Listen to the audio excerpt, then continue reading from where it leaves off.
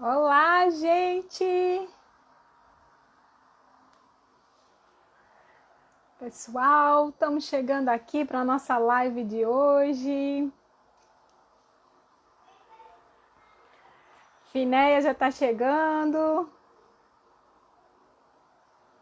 Eurides conseguiu entrar, não foi, querida? Gabriel, é isso, gente. Vamos chegando que a gente vai começar a nossa conversa de hoje. Hoje a gente vai estar aqui com a Galiana Brasil para ter uma conversa muito bacana nessa série de lives que a Creative-se está fazendo. Magda chegou também. Muito bem, Magda. Você é nossa espectadora fiel. Luana Priscila também está aqui. Luana também faz parte da Creative-se. Rodrigo Cunha chegou. Maravilha. Ana Paula. É isso, gente. Vamos chegando que a gente vai começar essa conversa maravilhosa. Eu sou a Emanuela de Jesus, sou gestora da Creative-se Cultural. A Creative-se é uma produtora cultural que quer desenvolver estratégias de acesso para um teatro com todos e para todos. A gente tinha um foco... Oi, Herbert! A gente tinha um foco muito voltado para as pessoas 60 a mais, mas desde desse ano que a gente adotou um novo nome, Creative-se, porque a gente ampliou os nossos serviços e a gente ampliou a abrangência para as outras faixas etárias. E é isso. Agora eu já vou convidar aqui a nossa convidada, porque ela já está por aqui. Já vou chamar a Gal para participar da nossa conversa.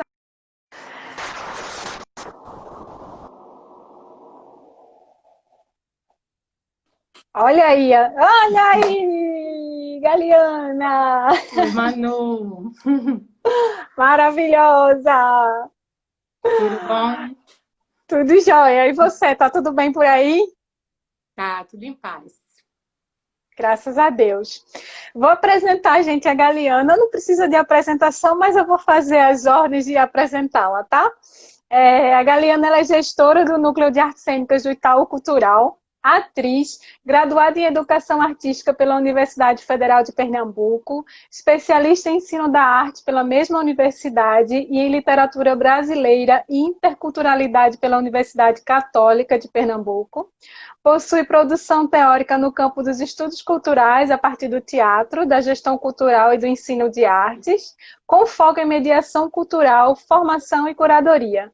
Durante 15 anos, ela atuou na coordenação de artes cênicas do Sesc Pernambuco, foi gestora do Festival Palco Giratório, maravilhoso, aqui de Uhum. Recife, e ela também foi curadora em âmbito nacional. Foi professora de Fundamentos da Arte, do curso de Pedagogia aqui na UFPE, e já no Itaú Cultural participou do projeto piloto da pós-graduação em Gestão Cultural, ampliação do repertório artístico e formação de equipes colaborativas. Foi só um pouquinho do que é Galiana Brasil, mas deu para situar. Imagina, obrigada pela generosidade, Manu.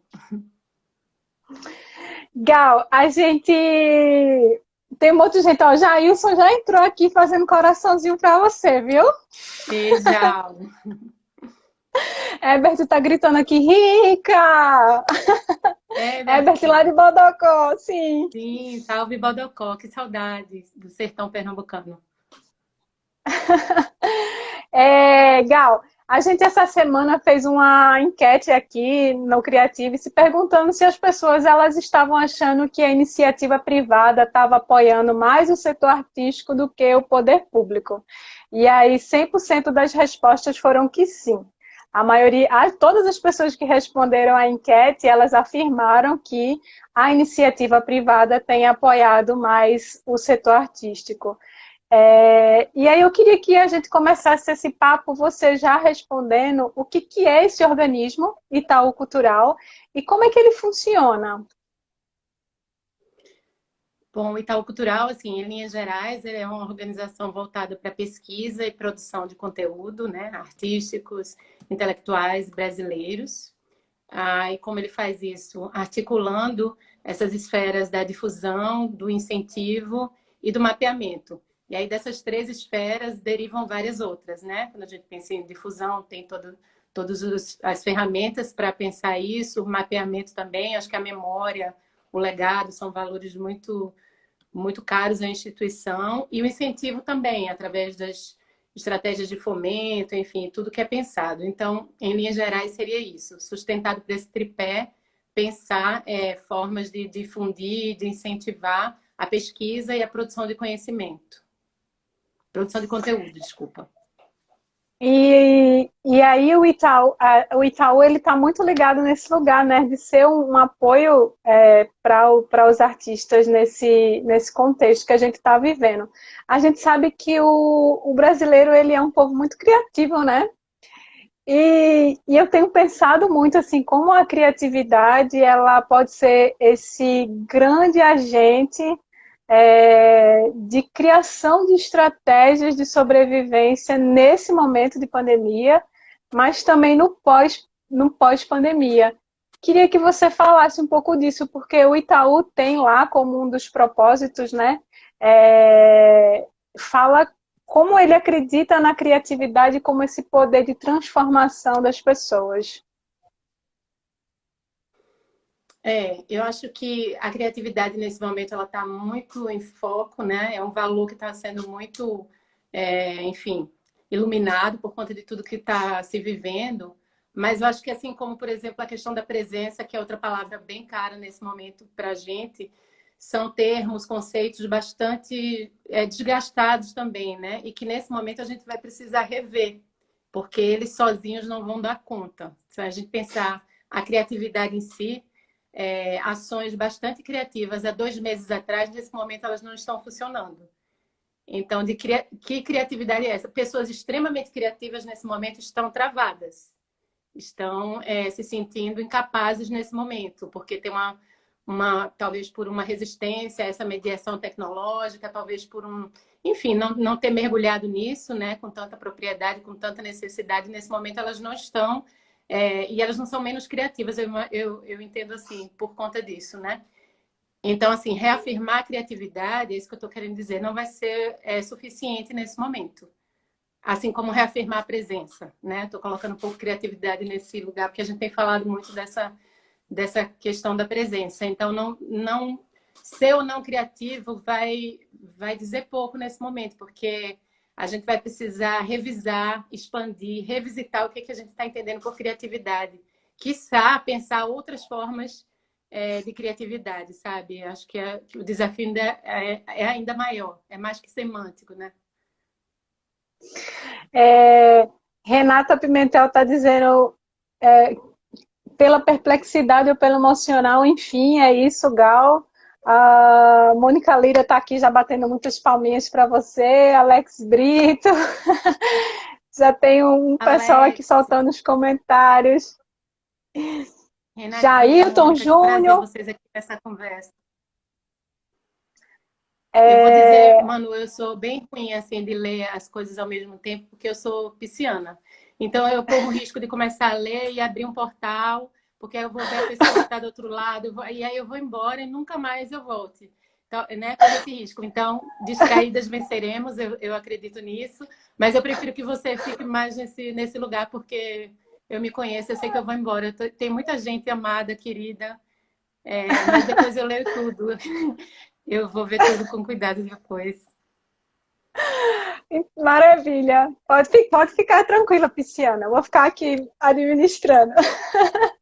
Porque você sabe que você pode revelar nosso segredo, que eu já confundi dia 17 com 17 horas, né? Você pode falar, né? Foi hoje, Então, 17 horas, eram 17h07. Ela mandou uma mensagem para mim, Manu, vai começar. Eu disse, Gal, é às 19. o dia que é Mas 17, então, né? o dia que é 17, você gravou só o 17 do dia. Mas é isso. E aí você falou bem, assim, essa coisa da presença, da criatividade, isso não é suficiente, né, para esse momento, assim, pessoas extremamente criativas e que agora estão tão travadas, seja por quais sejam as circunstâncias.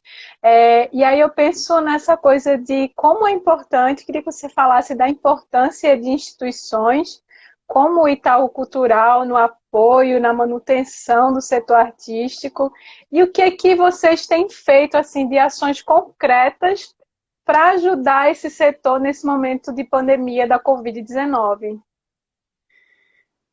Peraí, duas coisas que você colocou, né, da importância das instituições, né, eu acho que muito nesse momento, de reafirmar suas vocações, porque também a gente está falando, às vezes a gente coloca tudo no mesmo bolo, né, instituições, mas tem o público e tem o privado, são vocações diferentes, são alcances diferentes, capilaridades diferentes, então a gente precisa também colocar isso na mesa quando a gente está falando de instituição, não colocar tudo num bolo só, né? Mas mais do que nunca, nessas diferenças, essas instituições vão precisar se olhar e ter interface nos trabalhos, sabe? Eu acho que isso é muito importante, nesse momento, a gente se afetar, enquanto instituição mesmo, né? Com as ações dos outros, com o que está sendo pensado, criado, e a partir disso desdobrar, inovar, melhorar, mas assim, ter menos pudor em fazer essas coisas, ser menos competitivo, né? E atuar mais em rede. Acho que nesse momento isso é extremamente importante. Foi isso E que foi isso. E o que de ações concretas vocês têm desenvolvido nesse momento?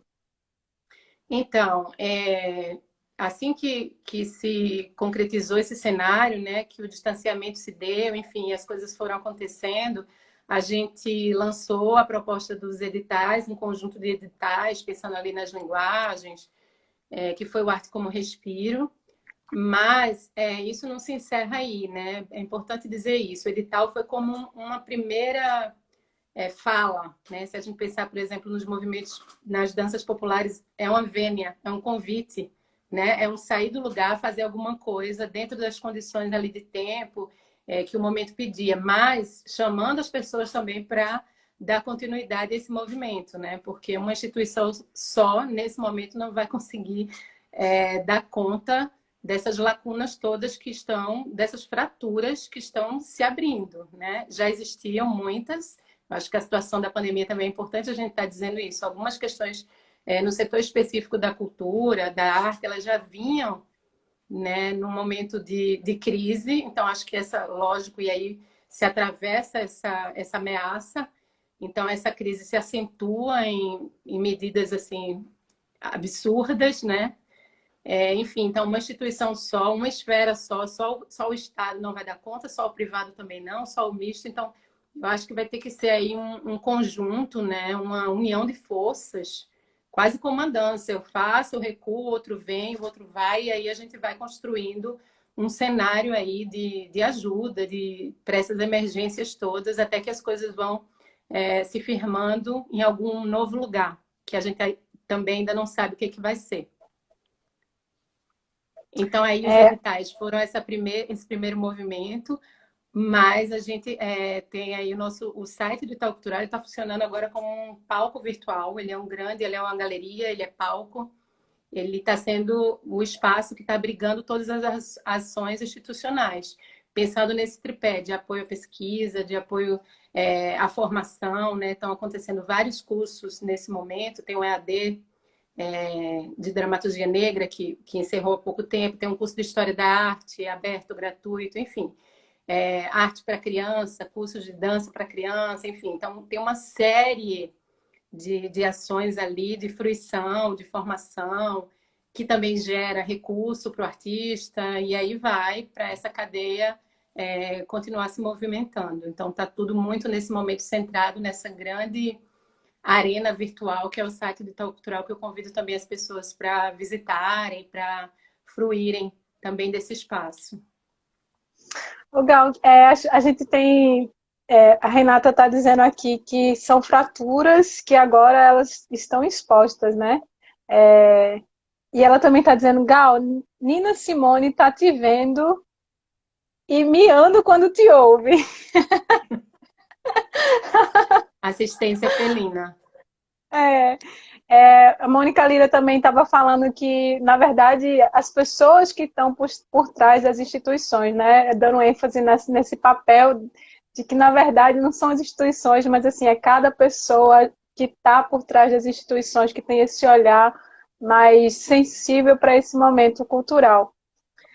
Você falou agora que o Itaú acabou abrindo o site, o portal, como esse grande espaço onde os artistas estão lá e aquilo que era presencial agora está nesse formato virtual. E a gente está nesse momento assim bem próprio, assim, que é esse lugar que é o digital. A gente se transportou para cá, que é um lugar, um espaço democrático que promove encontros maravilhosos como esse. Eu estou aqui em Recife, você está em São Paulo, é, mas que tem os limites. E uma das grandes questões é a questão da presença. Como é que você vê isso? Teatro virtual não é teatro ou é outro tipo de teatro? Como é que você pensa essa questão? São muitas esferas também dentro dessa questão. Ela é uma questão que exclui muito também, né? Se a gente pensar nesse universo da virtualidade, a gente tem mais de 20 milhões de lares que não têm conexão com a internet. Então, ao mesmo tempo que expande, que chega para que a gente consegue esse encontro, como você está dizendo aí, a gente também nega, né, esse encontro na mesma medida. Então, a gente vai precisar falar sobre isso também. Eu li um artigo bem interessante do Rodrigo Dourado, que é pesquisador, encenador aí de Recife, o Giro Viral, e fala um pouco disso que você tá trazendo, né?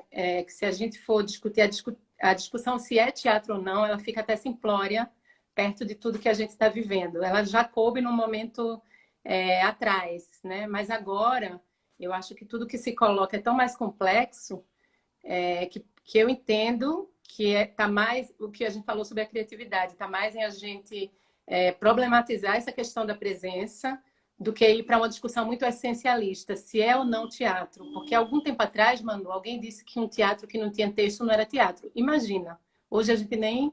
Mas algum tempo atrás isso era uma lei do teatro ter texto. Né? E hoje isso é uma coisa completamente superada. Texto, eu estou falando no sentido da palavra, né? Era uma visão textocentrista e não faz mais sentido. Então, assim, talvez em algum momento dizer que um teatro filmado não fosse teatro tinha algum sentido nisso, mas agora eu acho que isso perde muito força, né, em termos de qualidade dessa discussão, em termos da gente avançar, né, para a gente poder estabelecer um teatro, como quer que seja, entendeu? Mais do que uma discussão essencialista do que é ou não teatro. Mas eu acho que dimensão de teatro a gente pode fazer com as limitações que a gente tem hoje, os protocolos que virão em relação à presença, em relação à aglomeração, em relação ao contato, em relação... Enfim, então, que teatro vai ser possível fazer? Eu acho que é o começo da discussão, né? É um passo a mais do que esse é ou não teatro. Renata está dizendo assim, arte do presente é diferente de noção literal de presença. Exato, porque a noção literal de presença, ela quer dizer comparecimento. Isso é muito pouco para o teatro, desde sempre. Comparecer no palco não quer dizer que você está presente. A gente aprende isso, a gente estuda. Né? Para a gente adquirir presença, é musculatura. Tem que estudar no corpo, na imaginação. Não basta estar presente. E, mais uma vez dizendo, isso não é também um requinte só do teatro, né? Imagina ou só do artista, porque isso vale para o circense, para o bailarino, mas vários outros ofícios, né? Um médico, ele não pode só comparecer a uma cirurgia, é bom que ele realmente esteja ali presente, né? Então, assim, não é só do teatro isso, mas é uma forma de presença que vai muito além da literalidade, né? Heron entrou aqui, tá dando tchauzinhos já. O Alexandre Souto Maior, Marcos Rangel também. E aí, agora a gente falando sobre essa sociedade e essa arte, cheiro, Heron. Heron mandando cheiro para nós duas. Cheiro. Cheiro para tu, Heron. A gente falando um pouco dessa sociedade, dessa arte do pós-pandemia, né? A gente vai ter que lidar com... A gente está lidando com tantas questões. Eu penso sempre assim que essa pandemia ela colocou uma lente de aumento sobre várias fragilidades da nossa sociedade capitalista, né? E aí eu acho que o pós-pandemia a gente ainda vai entrar em contato com muitos outros desafios desse pós. Principalmente aprender a lidar com talvez essa oscilação de confinamento e não confinamento, o vírus vai ficar por aí, até ter uma vacina, como é que fica, como é que não fica. Então, como é que você vê, como o Itaú Cultural, como você vê essa arte do pós-pandemia? O que vocês estão pensando para esse momento do pós? Quais são as estratégias que você tem pensado, que vocês têm pensado de suporte, de manutenção para o setor e tudo mais?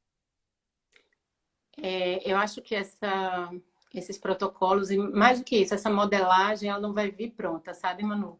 Eu tenho pensado muito nisso, assim, não vai ter uma instituição, a instituição que vai trazer essa, essa forma. Eu acho que ela vai ser construída, experimentada, em vias de mãos duplas e triplas, né, de quem está desse lado da gestão e de quem está atuando, pensando essas estratégias e pensando já no corpo, fazendo.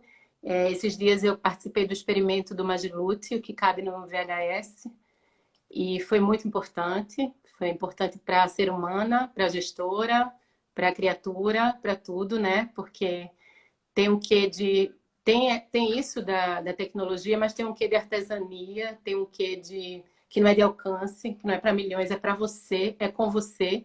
E eu fiquei pensando que isso é uma forma de presença muito consistente, né? E a gente não está dividindo o mesmo espaço, mas tem uma presença de quem está ali. Então, enfim, então tem muitas formas de fazer, né? E eu acho que isso vai ser, para mim, o meu grande pensar nisso agora tem sido isso, assim, ver quem está refletindo sobre isso, experimentar como fruição, porque essa é uma chave importante também para a gestão, sabe? Sempre foi para mim, independente desse momento que a gente está. E como eu venho do palco, né? Então eu trago tudo isso. Não existe esse lugar gestor que nasceu gestor, não é uma profissão que a pessoa, né? Isso é um desdobrar, é um desaguar, né?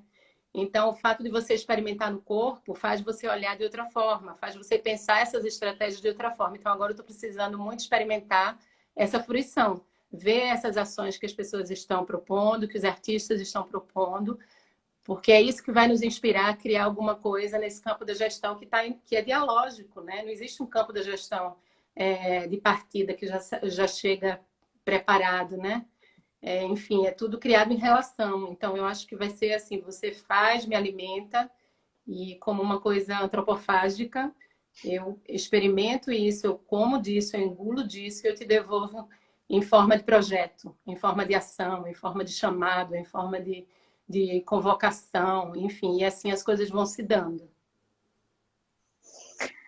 A gente recebeu uma pergunta aqui no direct do Gabriel Lisboa. Gabriel, ele é estudante de teatro daqui da UFPE, aqui em Pernambuco, e ele diz assim: participei da primeira edição do Festival A Ponte com o mini festival com o mini festival da UFPE. E nele tive a oportunidade de ver toda a ótima estrutura e logística do Itaú Cultural.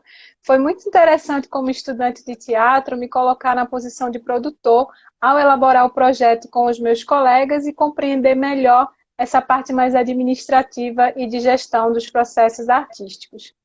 E aí ele diz assim: eu queria saber como é que surgiu a ideia do festival A Ponte, que contempla especificamente os estudantes, quais são os princípios e os parâmetros avaliativos gerais de escolha para compor os grupos que são selecionados, e se vocês têm em mente algum projeto, programa, trainer especificamente para os estudantes de teatro, seja agora, durante a pandemia ou no pós-pandemia. Gabriel, que alegria você trazer a ponte para essa conversa, que é um projeto que a gente tem assim muito carinho, tem sido assim uma sala de aula expandida mesmo para a gente, inclusive, né?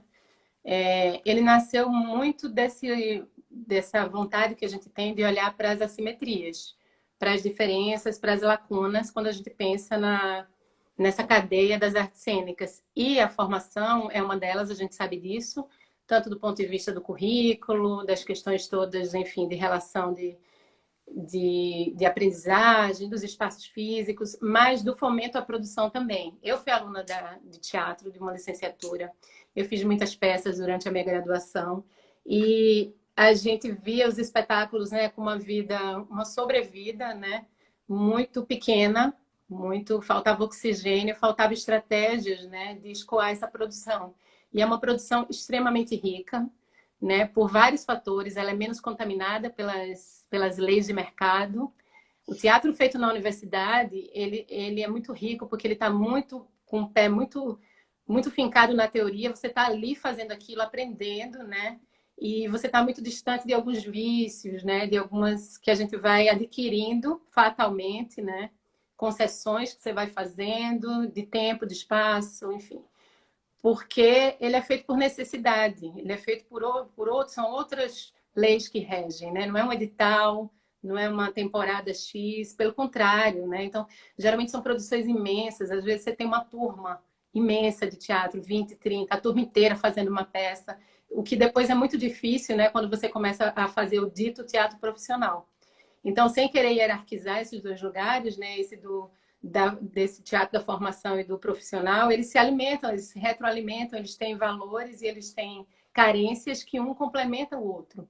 Então, a ponte foi um pouco pensada, né, nisso, né? De incentivar essa produção e principalmente de fazer essa produção se encontrar.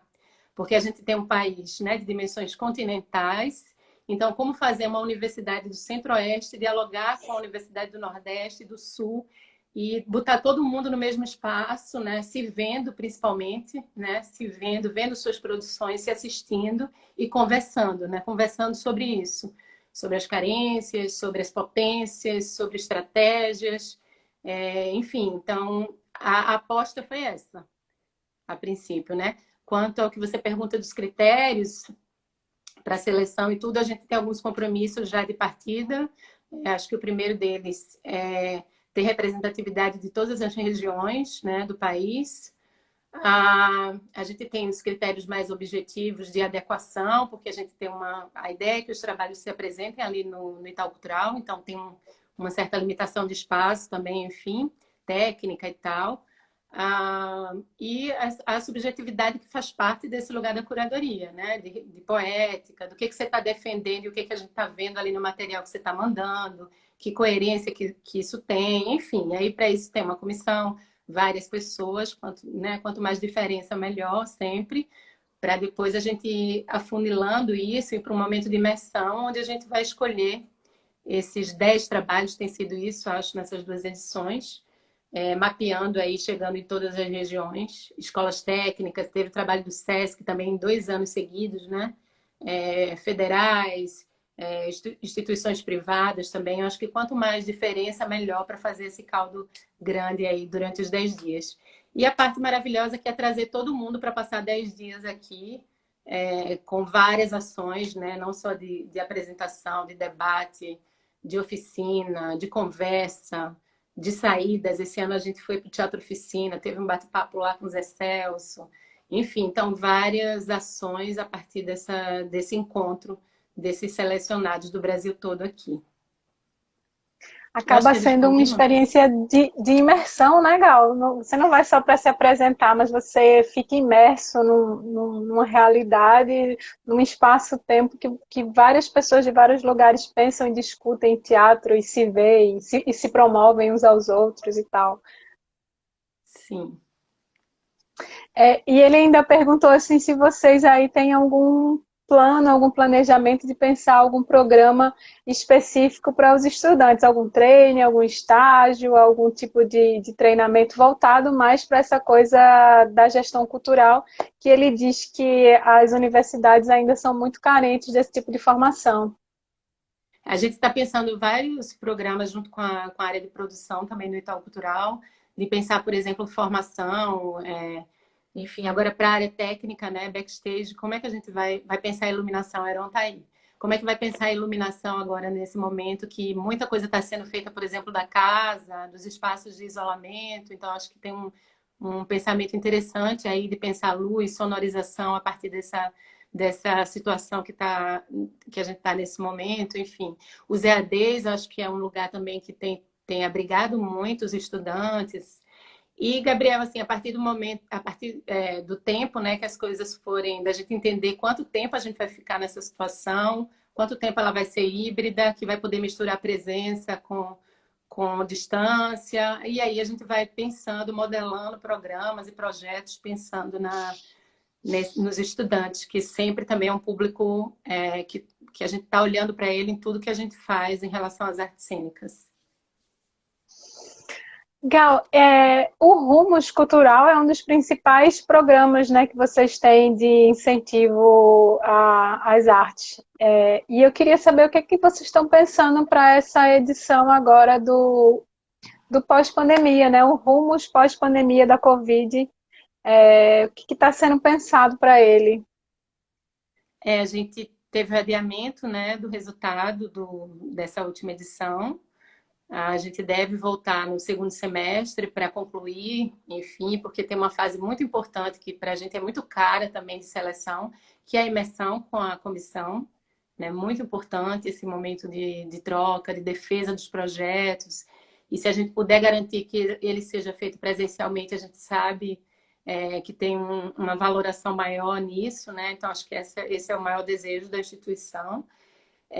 E mais que isso, como vão ser tocados esses projetos a partir do ano que vem, provavelmente, né, Manu? Justamente porque a maioria dos projetos eles foram pensados, gerados no momento antes, né, antes da pandemia. Então, eles têm a ver com encontro, eles têm a ver com presença, eles têm a ver com festa, com tudo isso que a gente que permeia esse universo da arte e da cultura.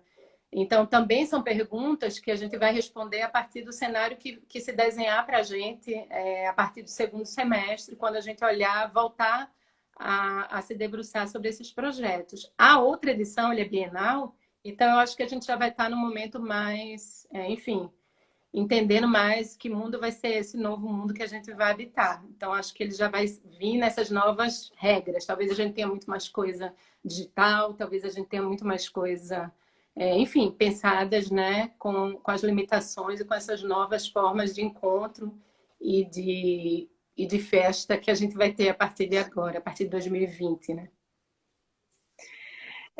Eu tenho essa é a terceira live aqui da Creative. Se a gente fez essa sequência, serão 5 lives só no mês de maio para a gente discutir muito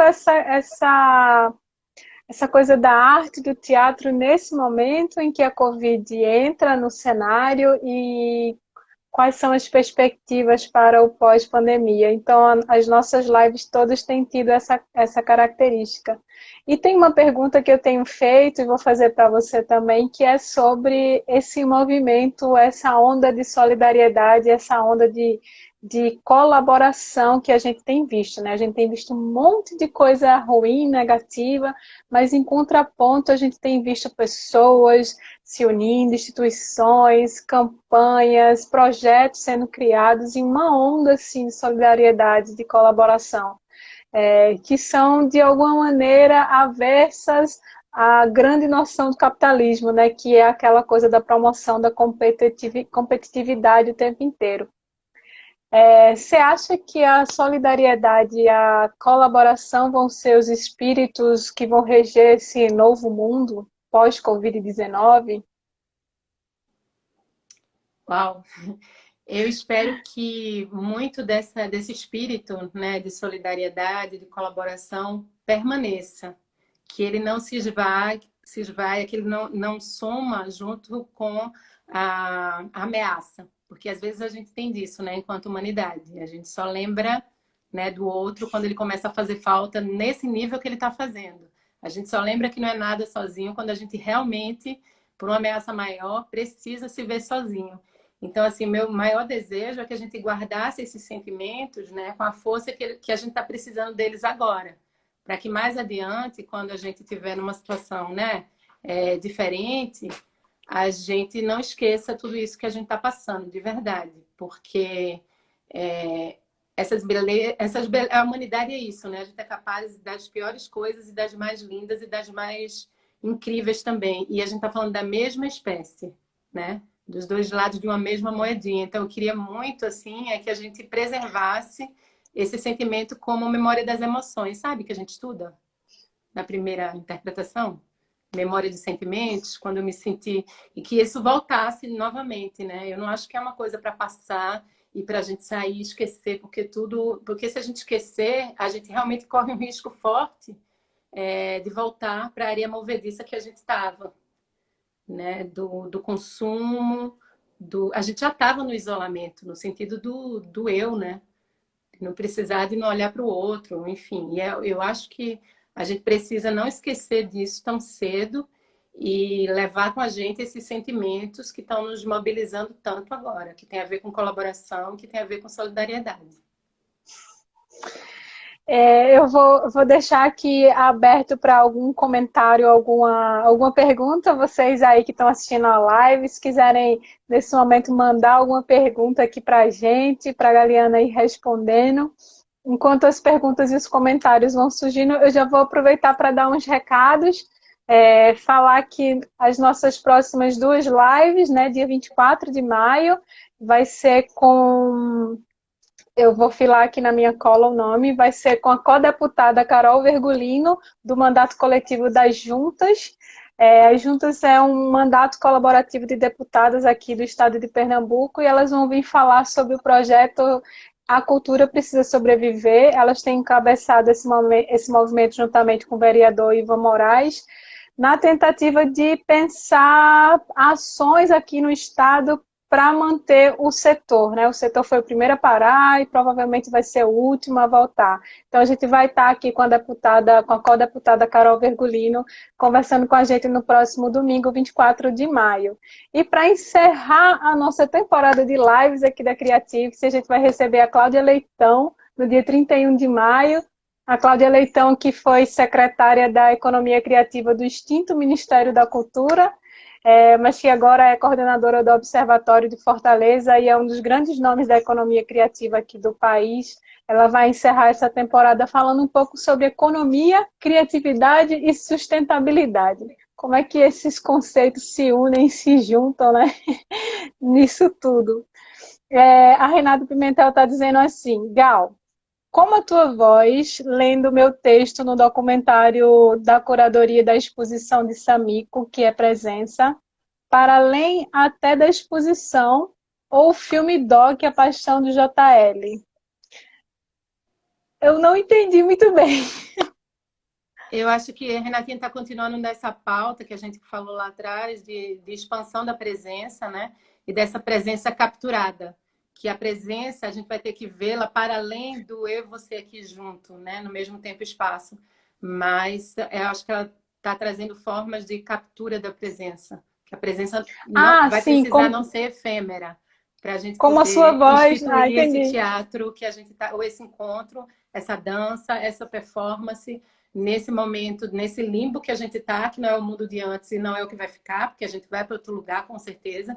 Mas enquanto esse limbo durar, que encontro, né? Eu trouxe a coisa do Majlut e ela está trazendo esses exemplos agora de presença para além da visão mais literal que a gente tem dela. Maravilha. O Marco Salomão ele está dizendo assim: o arte como respiro me deu um fôlego para além da questão financeira. Eu estava em crises diversas de bloqueio criativo, mas a arte mais uma vez me mostrou possibilidades de falar e agir. Obrigado. Ah, Marcos, que bonito eu ouvir isso. Obrigada também. Acho que deve ser algum dos projetos selecionados, né? Eu não estou lembrando, assim, fazendo a relação agora com o nome. Tem, acho que foram uns 12 projetos de Pernambuco, tem projeto do interior, tem um projeto de Riacho das Almas, de circo popular. Então, enfim, eu não lembro todos de cabeça. Tem um brincante também de maracatu, urbano, aí acho que é de Casa Amarela também. Enfim, tem projetos incríveis de Recife. Eu quero aproveitar também, Manu, esse espaço que a gente falou muito de rumos. Eu acho que a Aninha de Fátima está por aí, a Mayra também. A Aninha é gestora, né, desse projeto, coordena em nível nacional, e a Mayra é uma grande guardiã e produtora do projeto também. Eu quero aproveitar e mandar um beijo para elas. O Heron está dizendo assim: o experimento mais marcante da minha vida artística aconteceu na universidade, e para ele isso foi inesquecível. Que reafirma esse papel que você falou, né, da universidade na vida de todo mundo que sai dali, né? Nós somos tatuados por essa experiência e somos privilegiados por ter vivido, né, em todos nós aqui, vários de nós aqui, inclusive, no mesmo tempo e espaço. E eu acho que dar continuidade a isso era minha obrigação também, onde quer que eu tivesse, né, como gestora, pensando em projetos de artes cênicas, Heron. Tenho que fazer jus a esse espaço, esse momento tão importante de formação que é a universidade, a escola, enfim. E muitas vezes os grupos, né? Os grupos são grandes espaços, né? Para a gente não ficar... A gente está falando aqui especificamente da academia, mas fora desse lugar, os grupos teatrais são as grandes escolas também, onde os grandes mestres e onde a arte se perpetua e é passada, né?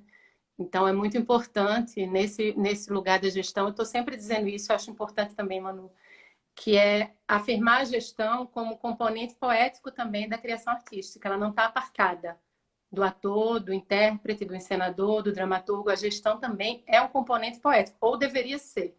Então, pensar a gestão, se movimentar nela, pelos princípios subjetivos, poéticos, é bem importante também. Eu gosto de reafirmar esse lugar. Eron também está dizendo assim, Gal, os olhos cheios de lágrima de te ver nesse lugar. Você representa tantos valores, tanta sabedoria e generosidade. Obrigada, querido. Zé Caliz está dizendo sim, me junto nas palavras de Heron. E Rodrigo Cunha está dizendo, faço também todas as palavras de Heron nessa live. Ó, Zé Calixto, Rodrigo Cunha, Heron, Calixto! tudo nosso, gente. Tudo nós no CAC. Tudo nós no CAC. Tudo nós no CAC. A Renata diz assim, como é importante o olhar docente e o olhar de atrizes nos trabalhos de vocês duas, Manu e Gal. Oh, obrigada, Renata. A gente carrega tudo isso, não tem como, não existe essa máscara separada, né? A gente senta na cadeira e senta com a gente tudo que nos constitui, tudo que nos trouxe, tudo que que a gente carrega, né? E esses lugares, os territórios, né? Por onde a gente passou, e aí a universidade é muito forte nisso, então tinha que fazer essa devolução simbólica, material para ela também. Eu só queria não perder uma chave que a Mônica Lira trouxe também, que eu acho bem importante para esse debate. Se tiver já muito no tempo, você me fala. Pode E ir. essa questão de humanizar a gestão, né? De olhar para as instituições de uma forma humanizada, lembrar que atrás das paredes existem pessoas. E é uma mesma medida também quando a gente carrega a instituição que a gente está. E a gente sabe o peso que é isso. Aí uma fala bem para quem está nesse lugar da gestão, da produção, institucionalizada, seja na esfera pública, seja na esfera privada. Na pública, acho que é ainda mais doloroso, né? Enfim, mas tem os ônus e os bônus em todos os lugares, então a gente sempre é visto, às vezes, com esse CNPJ muito forte, né? E a gente carrega isso e faz parte do jogo também, mas o contrário também é verdadeiro. Lembrar que nessas instituições, elas são feitas de pessoas também, né? Tem gente ali pensando as coisas, para o bem e para o mal. Pro bem e pro mal, é verdade, Gal. Rafael Viana entrou aqui. Rafa, Seu time está dizendo que o time Rumo está aqui presente. presente. Olha aí, Mayra. O G Oliveira está dizendo assim, gestão como componente poético, Gal arrasa, demais. Cheiro, Gé. A Aninha de Fátima está dizendo que Galiana é uma inspiração para toda a equipe do Itaú Cultural também. Parceira linda. Incrível. Kleber Lourenço dizendo, CAC está toda aqui, Gal. É nós no CAC. Muitos comentários, muitos comentários. A gente tá chegando assim no final da nossa live. Queria agradecer a Gal, a Galiana, por estar aqui, por ter aceitado esse convite para a gente bater esse papo. Foi muito bacana, Gal, uma conversa maravilhosa. Eu admiro você já de outros carnavais e estou bem contente de ter você aqui conversando comigo. Obrigada, Manu. Que lindo. Obrigada mesmo.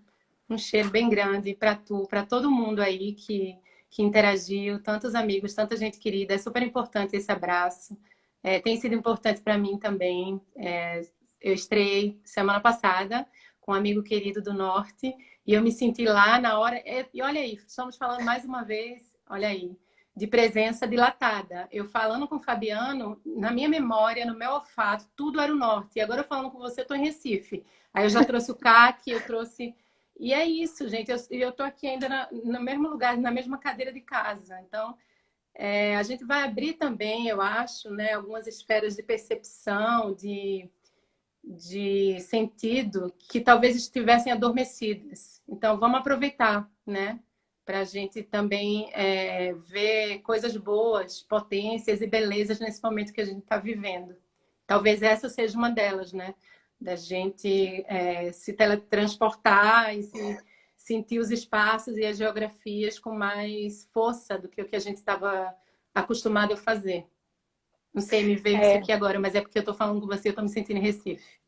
que maravilha. Jailson está dizendo assim, Petrolina ama Gal. É amor, né? Todo mundo sabe, compartilhado. A Gabi foi sua estagiária, Ana Gabriela está mandando beijo para nós duas. Cheiro, Gustavo, em Gabi. todos. Gustavo disse assim, está dizendo que nós duas somos incríveis. Beijo, Guga. Gus. Ah, tem uma última coisa aqui que é da Mayra. E ela diz assim: a gente luta pela arte através das instituições, e junto com a Gal é sempre melhor. E junto com você também, viu, Mayra? Você sabe disso. A Mônica Lira dizendo que foi muito importante esse encontro. Francisca Eurides, minha aluna 60 a mais conectada, meus alunos 60 a mais, todos aprendendo a se conectar. Que bonito. Ela está dizendo que nestes tempos de incerteza e desesperança, conversas como essa são um alento. É mesmo, Eurides. Léo, beijo para você. Mônica Lira falando como é importante esse lugar, esse encontro. A Verônica falando que se transportou para o tempo dela do CAC. Verônica também é da minha turma de 60 a mais e foi aluna na juventude lá da licenciatura. Sua irmã, Brasil, Vi, está dizendo que chegou no final, mas chegou. Chegou para Vi viver. Brasil, aquela vem de aldeia, a aldeia mais longe. E Heron mais uma vez dizendo, essa live é na Mamed. Que, né? Era para continuar lá, parece, né? No outro mundo. A gente iria para lá Parece. agora, correndo para lá. Tomar uma cervejinha ali naquele espaço místico. E é isso, gente. Muito obrigada pela presença de todos vocês aqui nessa conversa. Lembrando, né, próximo dia 24 a gente está com a Carol Virgulino, é isso, Carol Vergolino, que é co-deputada do mandato das juntas, para a gente falar sobre o projeto A Cultura Precisa Sobreviver. E no dia 31 de maio a gente encerra a nossa sequência de lives com a Cláudia Leitão. Espero todo mundo aqui. Beijo mais uma vez, Gal, e até o nosso próximo encontro. Beijo, querida. Obrigada. Beijo no povo todo aí. Gente linda, maravilhosa.